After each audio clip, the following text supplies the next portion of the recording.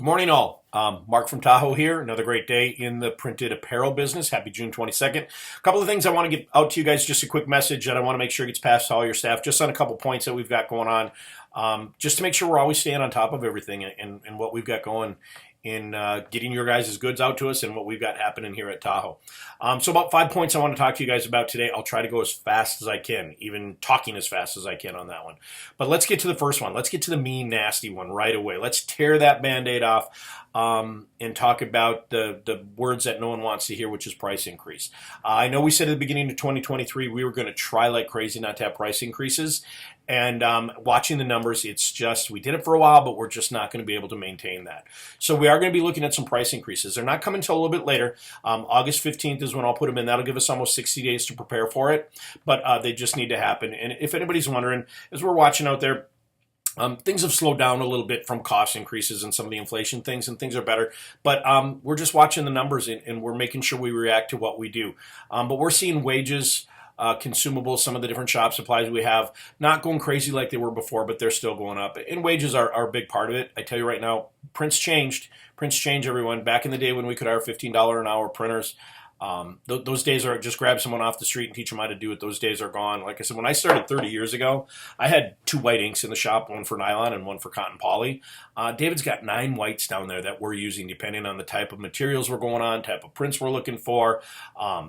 Just the things that we need. It's changed. It's turning into much more of an art. And the people who are doing this, there's not as many of them out there anymore. They need to be compensated and they need to be kept competitive. And those are just some of the reasons we need to look to make sure we're staying on top of things to be able to offer you guys everything you need. From a number standpoint, great year last year, crazy year. We all remember last year. There was panics of scheduling and capacity and all those things. We managed to keep our staff intact and stay on top of things. And last year, we were 37% bigger than any year we've ever had in the history of Tahoe. And that was awesome. This year, we're up another 11.9% over the same time frame last year. So if we look at the last 18 months, we're up almost 50%, and that's great. But as we've been watching the numbers, just to let everybody know, as we've been seeing what we've been seeing, profits in the P&L, my financials are down almost 17%. And that's not sustainable for us. We're running as lean as we can, but we just need to make sure we're covering those costs. We want to be here for you and be healthy to be here for you, but we can't be taking on more liability like we're taking and not compensating the company itself back for that. So the numbers are just dictating that we take a look at picking up some increases. We're also looking at some more efficiencies. And so that's getting passed on to you. Again, I apologize. We will be as gentle as we can, but price increases coming on October 15th. You should start seeing price sheets fairly soon. One place where I'm lying to you a little bit, where we're going to see a little more drastic, is going to be in the small run, especially in embroidery stuff. We're seeing more of that come in, and I know there's a lot more business-to-consumer business being done, which are requiring small run. I think we're picking it up in the screen print with the V-Locks and the digital, but embroidery is one place where it's killing us. It seems expensive to charge $7, $8 for an embroidery application, especially with minimum stitches, but when we're running 2s and 3s, which we're seeing a lot of that come through, we do 2 $8 embroideries. That's $16.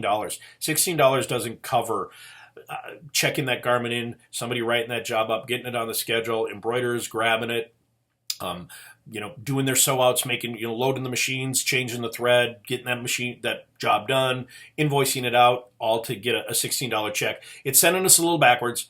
Not being greedy on this, but we just need to make sure we're covering some of those things. We can't touch it 8 or 9 times for $16 and not be going backwards or having it impact, a lot of the other things we have going. So a little bit of a lot. We're going to see some more drastic in those small run things. But that's what we've got. Price list coming. Feel free to call me if you got any questions about that. I do want to also, when I say feel free to call me, one thing I want to offer to anybody is we had something really cool take place a couple weeks ago for myself and for Tahoe. And I think take place for the whole industry. In Nashville 2 weeks ago, they held, and it was hosted by Print United first and foremost, with quite a few other sponsors and vendors. It was the first annual Decorated Apparel Summit.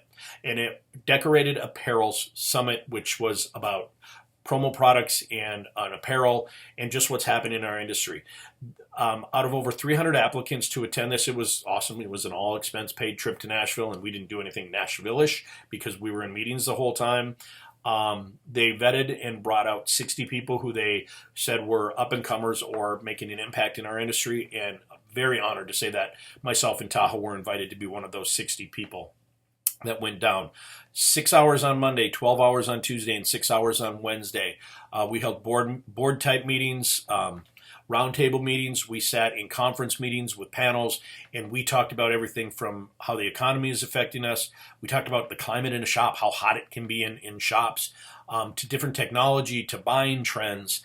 We spoke with suppliers. There were representatives from the suppliers out there asking us questions and what we needed, and it was awesome. There was a lot of really good information. So I'd be more than happy to ever share that with you guys, or take what you have and being part of this group, be able to extend it to them. It was awesome. Like I said, I was not bored for 2 seconds of it, and I wish it could have lasted 2 days longer. It was really cool, and to use like-minded business people. There were to be on board for you and help you out on some of those things.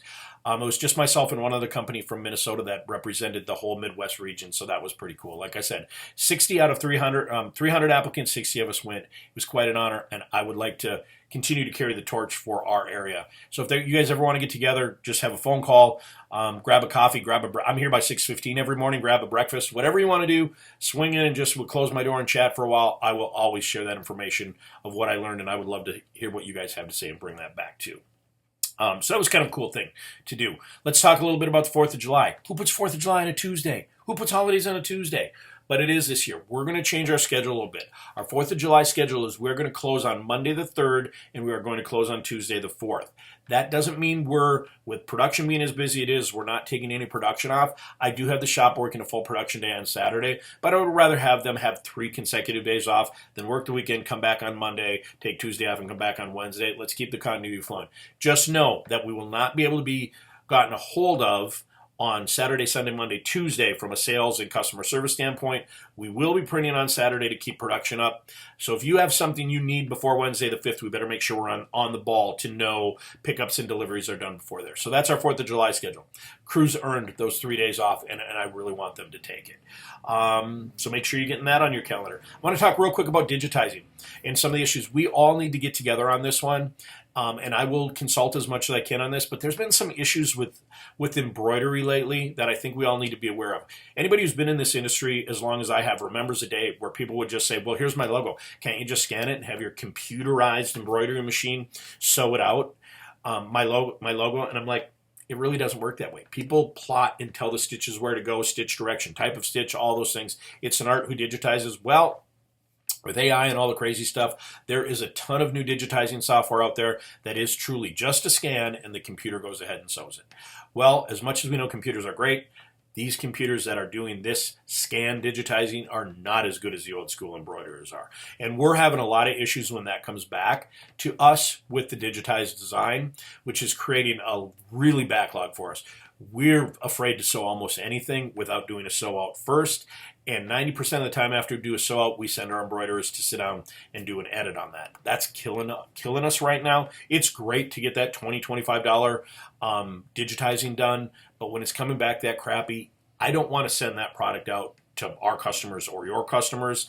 And then, like I said, we're taking a 6-head and a 4-head machine, running one head on it, or tying up our one head while our 6-head sits empty because we're trying to do a sew out and then we're trying to fix it, trying to do a second sew out to see it's fixed. It's taking a lot more time and it's backlog and embroidery. It is not sustainable, and we have to figure some things out. There are still some groups out there that do traditional digitizing. They're more expensive. It takes them more time. We all need to have some discussions and take a look at who we're going to use in the future to keep digitizing on a little better flow and a little more efficient. I don't have an answer for that, but I want us all to think about it. I want you to know what's going on. We need to start considering how we're going to digitize. Simple designs, maybe we'll let them scan it. But some of the more complex ones that we really want to look good, we really need to make sure we're considering a more effective or a better digitizer for that. More to come on that later. Last thing I want to talk about is pricing. We need to talk for just 2 seconds. And when I say pricing, I'm sorry, shipping, incoming shipping and pricing on incoming shipping. You guys all should know, and if you don't, make sure you're using it. Taho is free freight. We are one of the few suppliers out there that are on all 3 of the big distributors' free freight programs. We're PSST Sanmar, Freight Advantage on SNS, and Impact on Alpha Broder. So everything that comes in from any of those suppliers, from any of their warehouses, is free freight to us. One piece from Florida is free freight. You have to break your order into 3 warehouses. It's all free freight.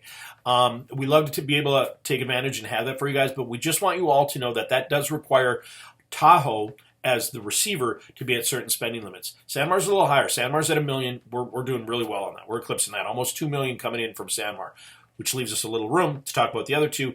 SNS is lower. $400,000 a year needs to come in from SNS, and $500,000 needs to come in from Alpha. If we don't maintain those numbers, they take away the free freight. So then as you ship in from those warehouses, that ends up being a freight charge. If we can maintain those numbers, it will stay free. What my shop does is, especially when it comes to basics, Gildan 5000s, Champions at all of them. So when we're doing Champion sweatshirts, it's a little more expensive. It helps us a little bit. Make sure you're sharing the wealth a little bit with each one of those distributors to make sure those numbers are staying up. You may stop and say, yeah, but I'm a nickel cheaper at Sanmar. Well, that $5 on 100 white t-shirts, keeping free freight from Alpha for all of us is so much more valuable, I believe. I'm not going to tell you how to spend your money, but I want to make sure we're all kind of sharing the wealth. So if there's things you can grab, but Sanmar's always up, but you can grab it from SNS or grab it from Alpha, do that every so often to help us stay and keep that free freight for all of us. I know it benefits all of us a ton. So just make sure you're doing that little extra work sometimes and sharing the wealth on that one. That's what I know. So that's what I've got. A little bit of price increase. Know what's happening on the 4th of July. We need to talk more about digitizing, make sure our embroidery looks good, and consider splitting up your freight. There it is. There's the 22nd of June update from Tahoe. Have a great day. I'm going to get to work and head back down to the shop, make sure that some of your stuff is getting done. Peace, all.